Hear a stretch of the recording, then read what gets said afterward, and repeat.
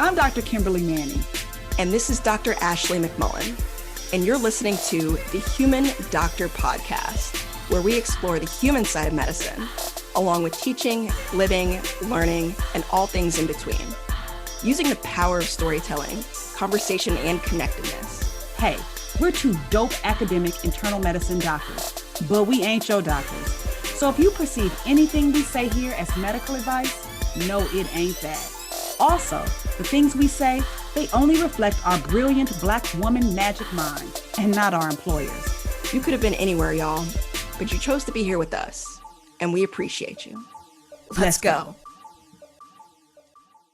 Girl, happy Juneteenth to you. Happy Juneteenth. I'm really happy that you just opened up saying happy Juneteenth because we are recording on Juneteenth. Mm-hmm. And I was working out this morning with one of my favorite online exercise groups, and the lovely fitness expert, she was talking all about, happy belated Father's Day and going on and on about Father's Day. And she didn't say Juneteenth one time.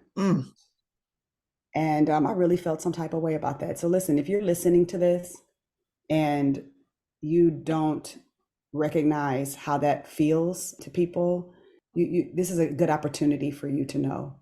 I mean, if I was a fitness guru, I would have been like, listen, if you think you can't do mountain climbers and you can't do jump squats, imagine if you were somewhere not being able to do what you wanted to do when you wanted to do it for longer than you had to. How about that? So you should be working out today because you can, because you have agency to do whatever you want to do. Wow. That would have been a good message. She needed me to coach her on that. I was about to say, let me join your fitness class. Then maybe I'll, get out of bed and work out in the mornings. Yes. So I actually ended up just muting her and watching what she was doing. And I just had my own message in my head. Yeah. Because I'm like, sis, that was yesterday. Today is Juneteenth. It's a federal holiday. Ain't nobody collecting your trash today because it's a federal holiday. Yeah. But our listeners are somewhere right now acknowledging Juneteenth. Yes, I love it. Well, I will also encourage folks, there is a special episode released from The Nocturnist last week that is re-airing one of my favorite episodes from the Black Voices in Healthcare series in acknowledgement and celebration of Juneteenth. And yours truly got to open the episode with a little preamble. That's right. Yeah. We love it. You actually really crushed those preambles, by the way. You were really amazing. Oh, thank you, sis. Yeah, I received that. Since we just shamelessly plugging podcasts, can we just plug one more? Yes, please. Other than this one, because this is your favorite. This is your favorite podcast, everybody. No matter what we say, this is your favorite. But on June 19th, 2020, the Clinical Problem Solvers, who was also part of our podcast fam, they recorded along with me and my father, the HMP, History and Perspective. And we opened up talking about exactly what Juneteenth is. And then I interviewed my father, who talked all about his perspective of growing up as one of 11 children in a poor Black family in Birmingham, Alabama. It is such an incredible gift. I listened to it this morning, and just to hear my father's voice. Yeah. And even in our community, it was so it blended everything together. It was beautiful. So check that out. If we had show notes, we would link to all this. You know what? One of these days, we're actually going to have these show notes. I promise y'all. Yeah, you heard Ashley say that. I'm not promising that because I'm busy. But, if we get somebody on our team who is like, listen, we want to be your volunteer show notes people, holla at us, because we'll take you up on that. Absolutely. But I want to co-sign that episode because I remember watching it live and it was really deeply moving, particularly to see you and your father in conversation. It was like, y'all remind me a lot of each other. And I'm glad that you mentioned that it's still available to watch. Yeah, it's actually, I could only find the audio, and for some reason the video, I didn't see it on the website. I have to ask them, but even hearing it, I think is super important. And you will also know where I get all my crying from, because my dad, he dropped some tears on that one. But growing up in Birmingham in the early 60s and late 50s, that's something to cry about. So. Yeah, no, I was actually really moved to see how open he was with his emotion, talking about some of his experiences. It was really beautiful.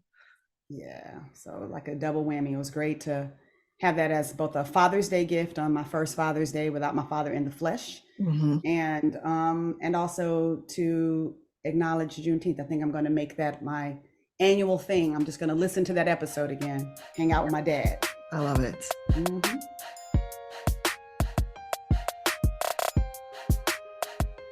Can I say real quick, y'all? Yeah. Mahalia looks real cute. She's pulled up in a little puff on top. Jules is kind of flat after this weekend, but you know, I got some ideas about things to make her wake up a little bit. But ooh, I'm excited.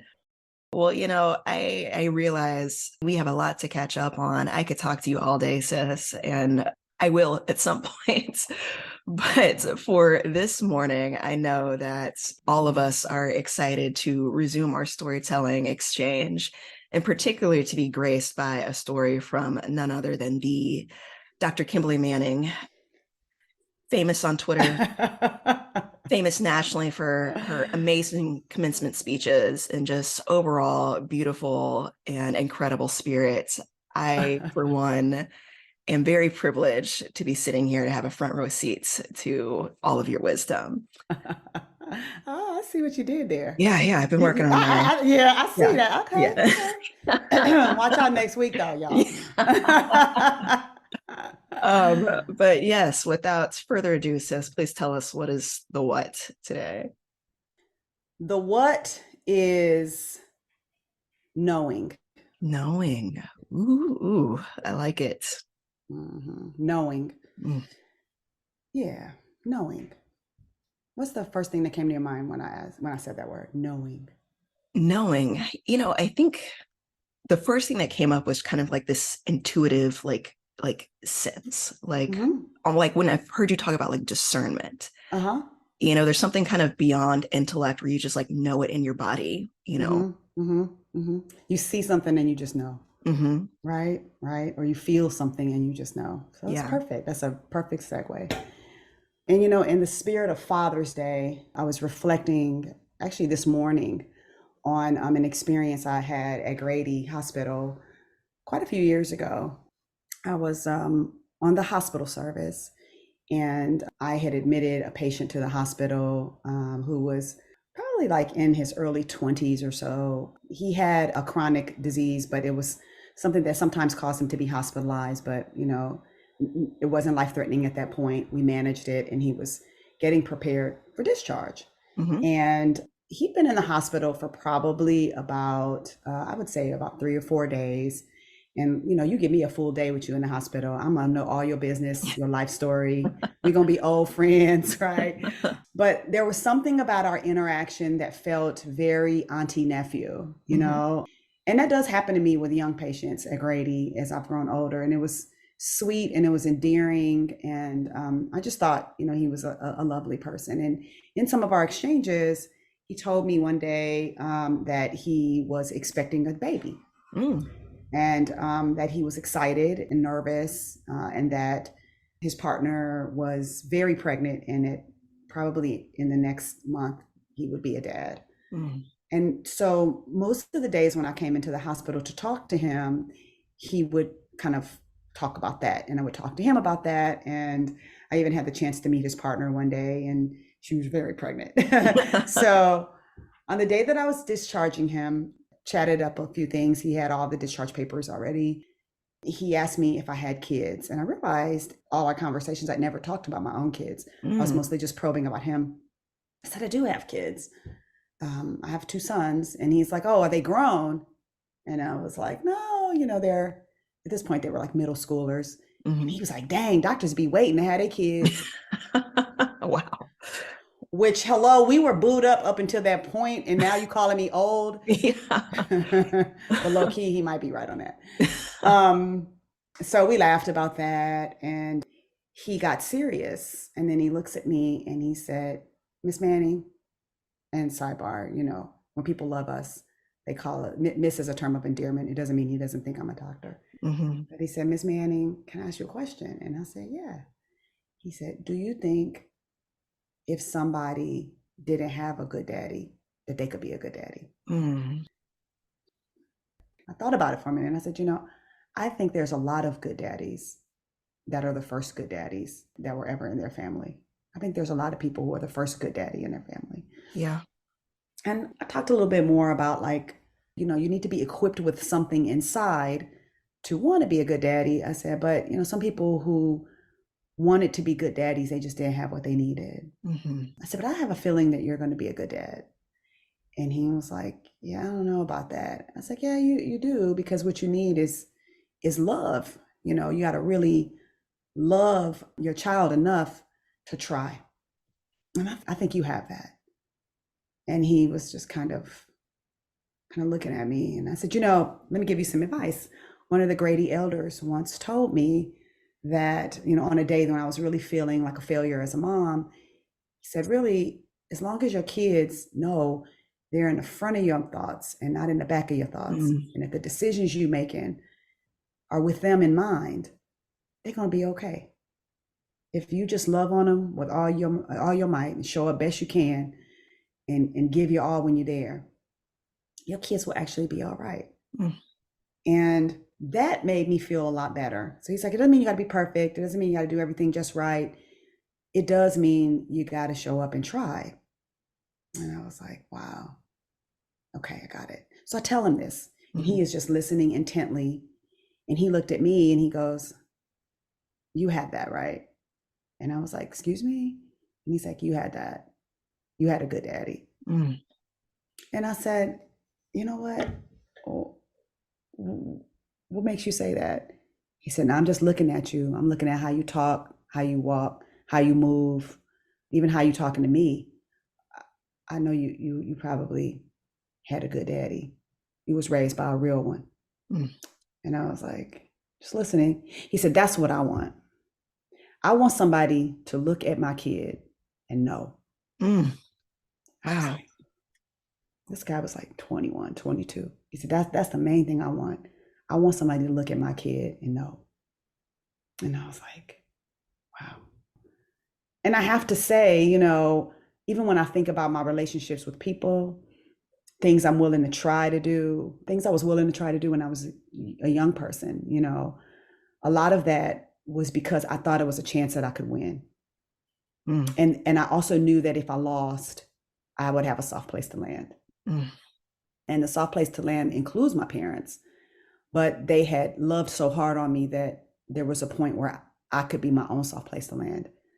I can just think of no higher compliment to my dad, but even my parents, to say that you can look at me and know that somebody cherished me, somebody loved me. And so after that, he just kind of changed the subject. And I was kind of getting ready to leave the room. And I said, listen, little brother, I am absolutely certain. I just feel it. I just know you're going to make a great dad. Because I said, if you love this baby the way you telling me you do, you're going to make a great dad. And he said, Miss Manning, will you pray for me though? Will you pray that I'm a good dad? Will you do that for me? I'm trying to tell the story without crying. And I said, you know what? I'm a person who prays. And since I'm a person who prays, I will do that. I will pray. I will pray that you're a good dad. And he said, thank you so much. And he was tearing up, Wow. So I could tell he was really scared. Scared of repeating what he had already lived. And I was walking out of his room and I felt this overwhelming sense not to just return to my busy life. I was like, you know what? I should just pray for him right now. Yeah. So I turned around and I looked at him and I said, listen, there's a prayer that I speak over my husband and over my sons regularly. It's really fast, but would you be okay if I prayed it over you? He was like, oh man, I would love that. So I walk over to him and I put my hands on his shoulders and I'm facing him and we both bow our heads. And I said, Lord, keep your hands upon this man and shield his life from the enemy's knife.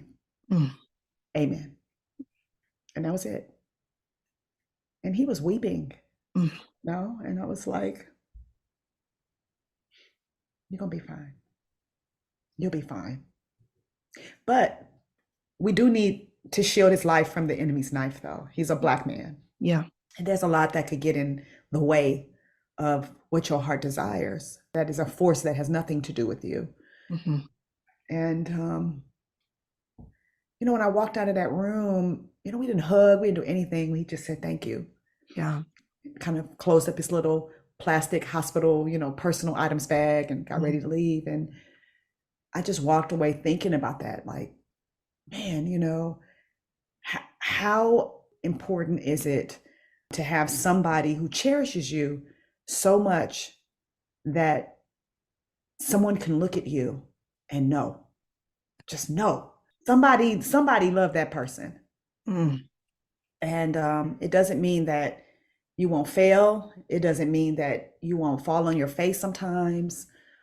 But one thing I know for sure is having a good foundation as far as your family, and in this context, your father, if you are so fortunate to have one like I was. It's to me like getting an open book test or getting a boost over the fence when the task is to climb the fence. Yes. And he was right. He was right about my father. I was raised by a real one. I was. My father understood the assignment. and he was able to have the circumstances in his life at the time that I came along to step into that role fully. And I've learned to change my language on that, because I do believe there are men who could have been good dads. Yeah. And who didn't get the chance to, or didn't believe that they could. So part of me is just hoping that little interaction, that it cast his feet into the heavens to soar as a dad. I believe it did. Yes. I mean, I believe that too, just from hearing this story. That is so incredible. I mean, even though he came for you with that age comment. Right? Yeah. Right? Doctors be waiting. I'm like, bro, we was cool. Now we not. Yeah. But I mean, apart from that, that is really beautiful, particularly, him sharing and knowing that he could share with you his vulnerability and his fear. The whole time I was thinking about also my two older brothers who both have children, and we all have our individual complicated relationships with our father, but particularly as men and boys, it's a different level of complexity than I can understand. But watching them become fathers and the ways in which both of them interact with their children, and the way that they love on them and prioritize them, like, it shifted something in me too, just to see that cycle broken with such like ease. They just knew what to do. And definitely not perfect. But it is really something to be able to do for your loved ones what wasn't done for you. I think that you to give yourself permission to be more. I heard a young person actually this weekend at this leadership conference say that this particular teenager had some hardships, and said he'd made up his mind to be a victor instead of a victim. And I was like, wow. I mean, you're very young to have a statement like that come out of your mouth. But I think that, there are a lot of people who can have the chance to do that. And again, like we said, sometimes circumstances outside of your control make it very, very hard for you to win. But that Grady elder who had given me that advice was somebody who had been working poor his whole life. He'd had like 5 adult kids who he said all turned out okay. And he was just like, one thing I can say for sure is that they never wondered if somebody loved them. Yeah. And I made choices that let them know that they were in the front of my thoughts and not the back of my thoughts. And I do think those choices end up being things like your financial choices, where Mhm. you know, whether or not you get your ass up and go to work. Um, even something as simple as going downstairs for me in the mornings to work out. I tell my kids, like my patient said, doctors be waiting to have their babies. Like, you know, your mom is 52, and the truth is, I'm on the downhill side of the mountain now. I am, and I want to see as much of your life and participate in as much of your world as I can, and I have to take care of myself to do that. Wow. So when I go downstairs and I exercise, it's really, you know, fortunately for me, my husband think I'm cute no matter what's going on with me. So it ain't to make him think I'm attractive. Um, it's to get these numbers in a place to break some other cycles too, Yep. right? Hmm. Cardiovascular disease and metabolic syndrome curses too. Yeah. Um, yeah. So Mm. hopefully they know. Hmm. Um, yeah. Ah, I love it. And I'm just thinking again about your relationship with your dad. It's again, it's just something that I've been moved by in your stories, and particularly, your dad's influence on your sons hmm as hmm well.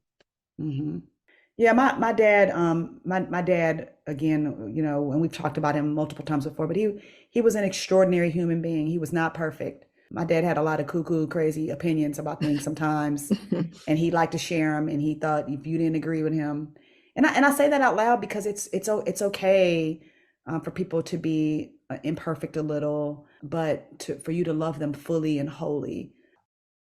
I got a lot of text messages yesterday because again, this being the first time I had Father's Day without my dad. I really didn't feel sad yesterday. Mhm. I just didn't. I felt like, hey, you know, I miss my dad, and there's some stuff about my dad that I really, really miss. But my father's in me. He's in me. Mhm. And like my patient said, if you look at me and you interact with me and you know anything about my father, you know, Yeah. you know. So knowing that there's a knowing of who my father was and is every time you see me and every time you see my kids and even my husband, there's nothing to be sad about for me. Yeah. All I have to do is miss my dad, and I can do that. Yes. I can do that. Mm. I can do that. But my wish for anybody listening that's a parent, an aunt, an uncle, a partner, a doctor who's caring for patients, an advocate, anybody in any position of influence on somebody's world, I hope that you realize that there's something that you can do that can imprint people in a way that others will know that they were cared for. Mm. And I would say for doctors more than ever in this world where a lot of people don't have that, what if their interaction with you is the slice of being cherished that actually pivots a whole bunch of things? What if that moment is the thing that made this young man decide he wanted to be the greatest father ever? And I don't Mhm. know that, but I do think just like mean things stack up, I think kind does too. Yes. Yeah, that was a good moment. And I think of him every single year, that young man, on Father's Day. Something in me likes to believe that he's thinking of you Yeah. in that moment. And again, what an incredible, like you said, a pivot point, just something so simple, so quick, but monumental in setting this young man up for that life-changing experience. And I just, like, everybody deserves to be seen Mm-hmm. Mm-hmm. and to be known as someone who's cherished. Mm, mm. Right? Hmm. And to be missed, Yeah. you know, and to be for somebody to be concerned about you and thinking about you. I mean, everybody deserves that. Yeah. And you don't have to be a person who prays to bless somebody. Hmm. You know, I'm sure there are people who listen to this who, you know, either they're not sure about, you know, a higher power or anything like that. And, you know, that's your business. But I do think that you can still be obedient to something that you feel pulling inside of you that Mhm. tells you to give a patient more than the minimum. Yes. I'll be carrying that energy forward this week. And I hope we're all loving on each other, doing the work to heal and love ourselves in the process. True that. True that. Well, sis, I love you so much. Hopefully, when people see you, along with all the other people who love you, that they know that they know you're loved. I hope so too. A lot of people beat me to loving you, so I'm late to the I love Ashley game, but I'm here. Well, you know, I'm well received into a crowd of those who love Dr. Manning. And I, you know, just to echo how much I value your love and our friendship. So, All right, sis. Well, peace up, A-Town down from sunny Atlanta on Juneteenth. yes.